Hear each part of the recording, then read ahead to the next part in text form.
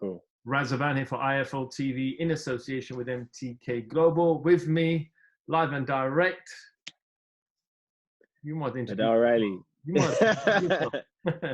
How's it going, champ? Yeah, I'm good, man. I'm good. How you been? I'm good. We're just talking off camera. It's been a while since we've actually caught up. The last time we actually were face to face was Canada when Badou Jack had that incredible draw with Donna Stevenson. Before we get into boxing, Viddal, there's a lot going on in society at the moment with this whole coronavirus. How have you taken everything on board? It's something I didn't take seriously at the beginning, like, because I didn't feel like there was enough to support how severe it was. But as the days and weeks are passing, and the more the NHS, for example, are being stretched, and they're building temporary hospitals and stuff like that, you're really starting to see how severe this virus is, and the causes are tremendous. Do you think, obviously, a number of weeks ago, we saw a lot of people from the UK running to the shops, emptying the shelves, taking everything off the shelves and leaving nothing for those who actually needed them. Do you think people panicked too much at the beginning? Yeah, 100%, 100%. We're getting fed all of this information, not having enough time to digest it. We're just actually being told new things every day, hearing numbers of people dying worldwide. The straight away, the human brain just goes into safety mode, protection mode, and says, you know what, I'm going to make sure I'm okay, and everyone else has to basically survive, or it's up to them. No one's going to sit down and start saying, let me ration for everyone else. They just think about protecting themselves and their own. So yeah, it's quite selfish, but I guess it's a human instinct. Do you think, like I was watching the news today, and they said in the last 2 days, so Wednesday and Thursday, over 500 people have died.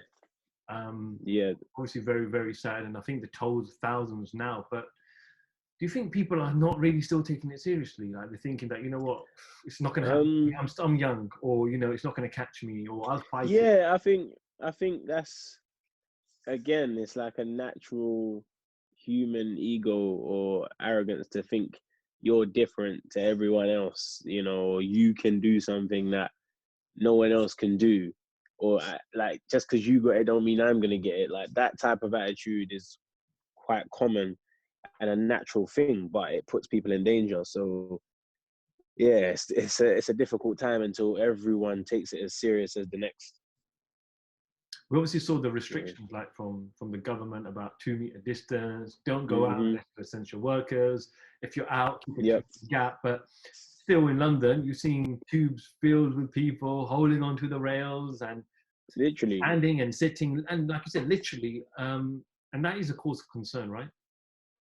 It's hard to keep tabs on it all. It's too many people in too many different places at one time. So unless you have an officer on every bus, or it's never going to be able to be controlled. You can put these rules out as much as you want and have public announcements, but if there isn't enough authority out active, then loads of the rules will continue to be broken.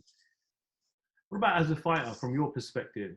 Like, you fought early this year, and how do you find to just like keep yourself prepped and ready to go again? I'm blessed in the way of, I had a fight just before this whole thing became as prominent and as significant as it is now. So having my fight on February the 28th, this little period here would be a time of recovery, and a time of out of camp training. So I haven't been inconvenienced that much yet. But if this continues into June, July, when I would be hoping to get back in the ring, then yeah, I guess that's when me personally would be affected the most. Would you feel that for those fighters, for example, there were some huge shows lined up in March, April, May in the UK, fighters that were in training camp and then shows were pulled, and not just a mental effect, but also a huge financial effect, right?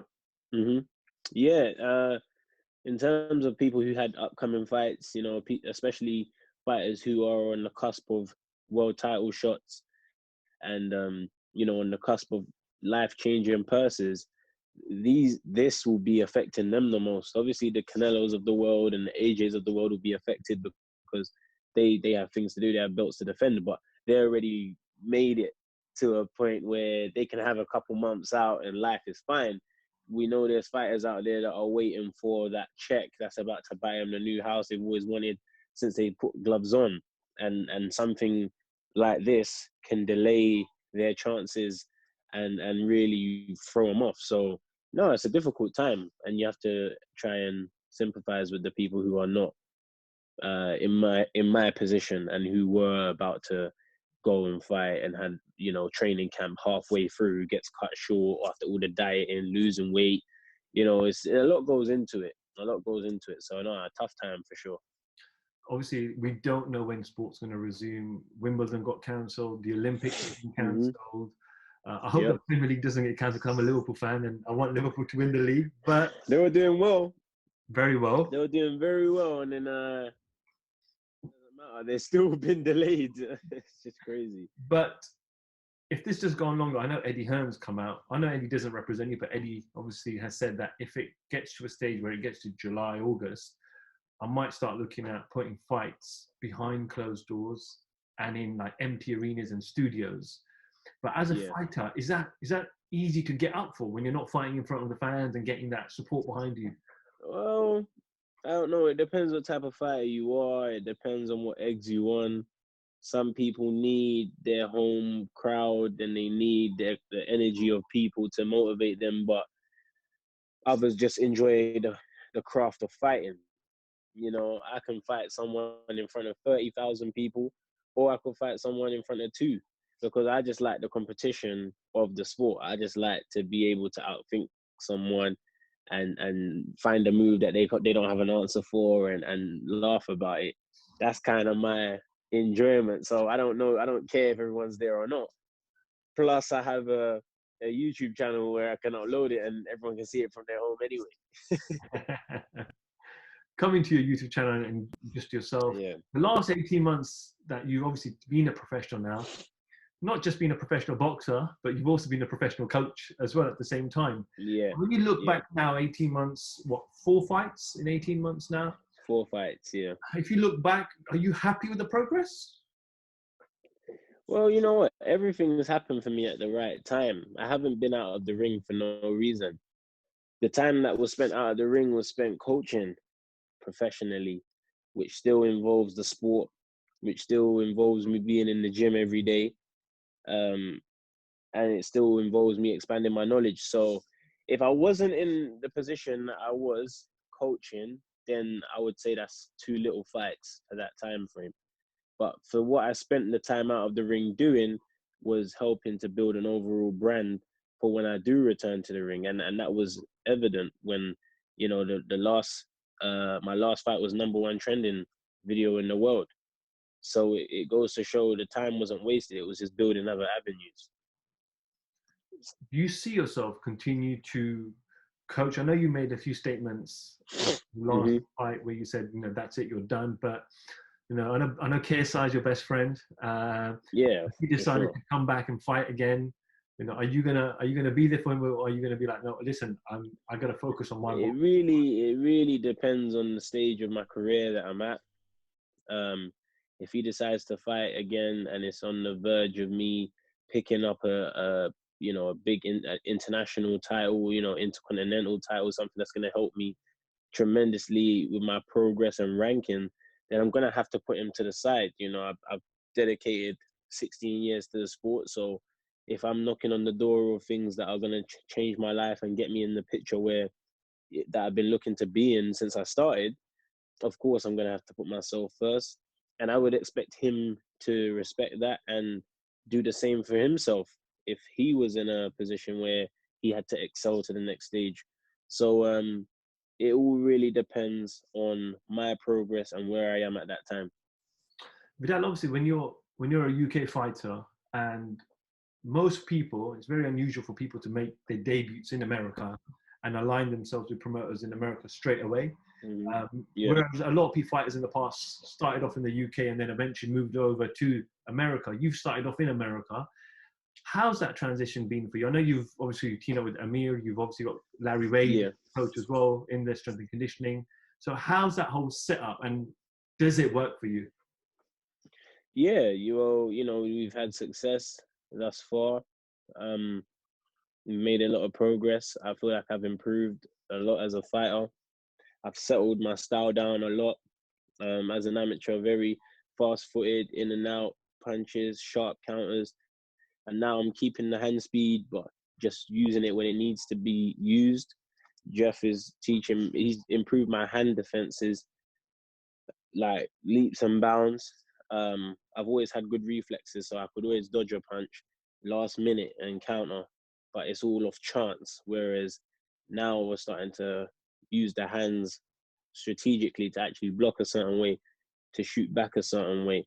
I feel like that's been the number one improvement to my game, and it allows me to spend more time in punching range too. So I feel me going over there is perfect for my style and my thought process and the style of boxing that I want to be taught. But that doesn't mean it's for everybody. Not everybody does want to be a defensive fighter, or not everyone wants. Some people want to brawl. They want to be a rough fighter. So I guess the setup that I have wouldn't work for them. But for me, it's a perfect fit. But would you want to come back here eventually and fight in front of the UK fans? Yeah, 100%, 100%. But I'm not gonna come back here and fight if it's something that's ordinary. If I'll come back here and fight, it's gonna be something that no one's seen before, something that this country hasn't seen before. I want to make it a big event. I want to make it a sporting event for people to attend, not just a fight. I want to be able to be in a position where we can promote the event as even a fight week. That's just literally activities happening and almost like a festival that ends with the fight. So when I can make that happen, I'll come back. Ideally, if things were to get back to normal in the UK in the next couple of months, if you were to map out your kind of next 12 to 18 months, ideally, where would you want to be, and what kind of level or position do you think you want to be involved in? For me right now, I just say I'd want to be. I'm 4-0 now, so in the next year, we'd want to be 10-0, 11-0, and just for me right now, just fighting rounds with more fighting, having fights with more rounds. So I've had 4 rounders so far. 2 have gone the distance, 2 haven't. I really feel like for me to up my KO percentage and to really showcase my skills, I need more than 4 rounds. That's only 1 more than the amateur distance. And I've always been someone who likes to calculate my opponent and then break them down. So I think when we start touching 6 to 8 rounds in the next 12 months, we'll see an improvement in the finishing, and people really start to believe in my ability. But as a UK fighter, have you ever thought about the traditional route, the British title, the Commonwealth, the European? Have you ever? Is that Yeah, your mind? of course. It was something that I always thought about. It was something that was always on my mind, and something that I always thought I was going to do. But life throws curveballs at you, and you can't fold. You just got to bat back and still try and hit the home run. So, yeah, of course, I thought about the traditional route, but the route I've been given is this one, and ultimately I still want to end up in the same position. We've just gone a different path. But yeah, it crosses my mind all the time. But we get what we're given and we work with it. Who would you say is the best British cruiserweight at this moment? Well, you have to say Lawrence Okoli. You have to say Lawrence Okoli because he's proven it. Despite what you want to say on his style and how pleasing he is to the eye, he is the best, and he has every right to say it. And it's on paper. We're not doing discussion. It's a fact. So yeah, it's definitely Lawrence Okoli, and then he leads the pack, and everyone is kind of just behind him, a level behind him. But do you look at Lawrence and say, okay, he's almost the model you may want to follow in terms of how quick you want to get to a world title? Because he's won the British, No, European. no, no. I don't have no intention. I don't have no intention of rushing my path like he has. It's worked for him. He hasn't come unstuck, but that's Lawrence. You know, I feel we live in a world where comparison is becoming toxic to everybody because you no longer can live your own path or have your own route. You know, you have to achieve certain things by a certain age just because that person did it, and that's him, isn't it? That's ultimately his business. His team are doing well with where he is right now, but we're not going to rush. We don't need to rush like that. We will take our time. We'll learn our trade. We'll perfect everything. We'll try and get as many different style opponents as possible. So I have a wide range of you know, repertoire that I can draw upon when we get to the highest levels. And that's what boxing is. It's a learning journey. It's not something to hopscotch over. You take every step that you can to ensure that you're secure in all situations. And that's the path we're taking. Viddal, you're also obviously a fighter and a YouTuber. Last year, Yeah. obviously, there were two big events, obviously KSI and Gibbs as well, Uh-huh. for the back end.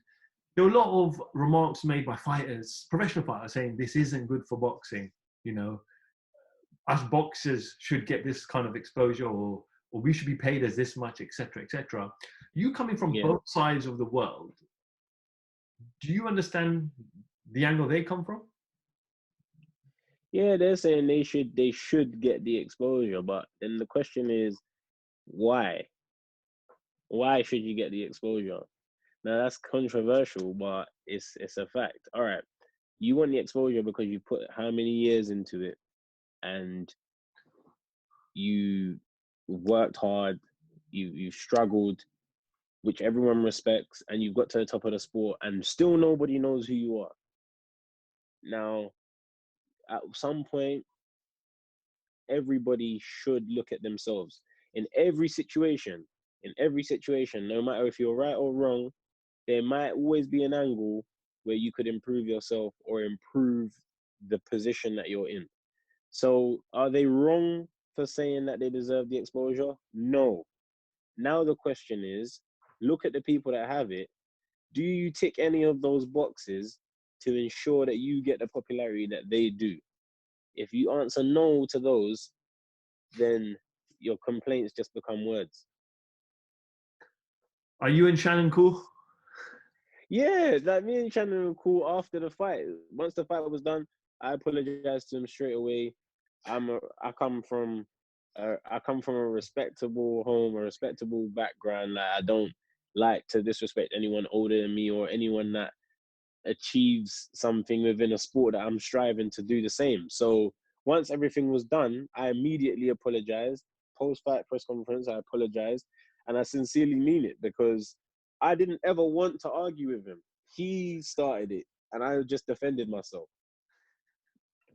When he said to you on the podium, "I'm going to break your effing neck," right? Well, Yeah, you're ready to go. yeah. I wasn't born and raised to have fear for anyone who contains or has the same things as me. You know, he didn't have a gun or a bat or a knife on him. He was there with his bare hands. I'm there with my bare hands. So at that point, I have nothing to fear, regardless of your in-ring experience. If you're gonna threaten me and you're gonna say something, then I'm here for you to do it, and I live by that. Either way, it was good to have Shannon involved to kind of build it all up and get the kind of hype. Yeah, no, Right? it added a whole new sub story to the fight because it was like the coaches have a feud, the fighters have a feud. It was a great storyline, and you can't really write those things. Sometimes it just happens, and sometimes it doesn't. Even Amir and Shannon kicking off at one stage. I know, and Badu as well. Oh man, action packed times, action packed times. So with everything that's going on, how are you kind of keeping yourself busy? What are you doing?